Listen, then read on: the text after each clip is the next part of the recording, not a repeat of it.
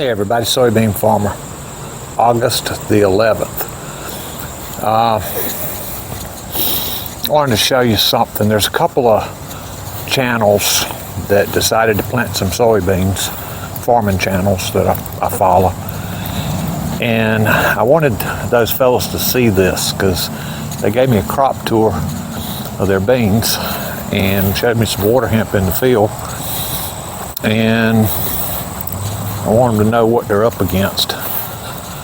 So, I finally have, if you're looking out there across that field, there's probably 5 more water hemp, pigweed, Palma amaranth, #1 nemesis type weed out there.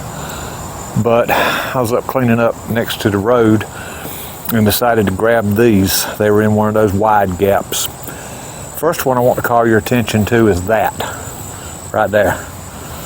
All right, that's my hand right there beside it. That right there is tough. It's woody. And if that was left in the field for you to think you're going to run your cutter bar over it and cut it and run it through your combine, no. You're going to break something on the combine, and I'll show you that in a minute. The other reason you don't want to leave this mess in your field is the amount of seed that's on it. Pick this up right careful. See that? Thousands and thousands and thousands of seed there on that thing.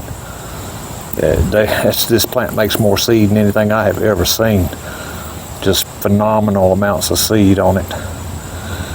So, don't make the mistakes that I made in the past and let that seed bank get up out there in your field. And don't think you're going to run that right there through your combine, because you're not. You're going to break something. And I'll show you what you're going to break. Come on, let's walk up to the combine. Okay, up here at the combine, the platform on mine that came with mine is a 213 rigid fixed head. A lot of fun to pick beans with one of these. You gotta stay constantly on top of what you're doing or you'll run it in the ground. All right, what we're looking at down here, if I can get my stick involved as my pointer. All right, that right there that I've got the stick touching, that's the actual cutter bar, that teeth on the cutter bar right there that I'm looking at. And that cutter bar moves back and forth. This piece right here, now what it's called in the book is the blade guard. I would have called it the blade shear, because that piece is stationary, and as that cutter moves back and forth, that provides a stationary object for the plant stalk to get right in here between them, and the cutter cuts it off. Now, that's the piece that breaks when something goes in here that's too solid, too strong to make that cut. It'll break that piece right off. And I know from experience, because down here,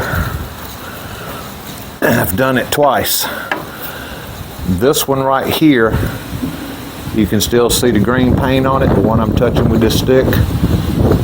Broke that off and ended up leaving a little streak just about as wide as from that point to that point, until I realized what was going on and stopped and replaced this thing. A lot of fun. It's these 2 stove type bolts here.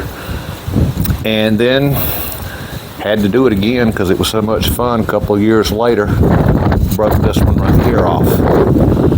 And it was water hemp. I didn't get a rock up in it. Yeah, rock will break them.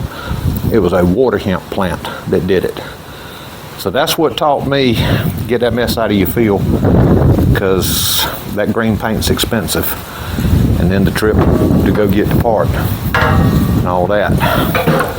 Just wanted to share that with these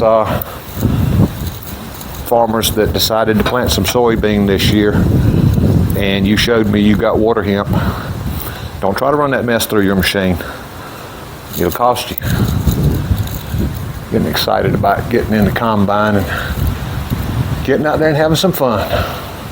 This thing is the most fun thing that I've got on the farm to drive. It's even more fun than the 4020. It's a lot of fun in that combine. Everybody, thanks a bunch for watching. Hope everybody's doing well. We had a real nice rain event here. 3 inches. Started raining here last night. Rained a little bit.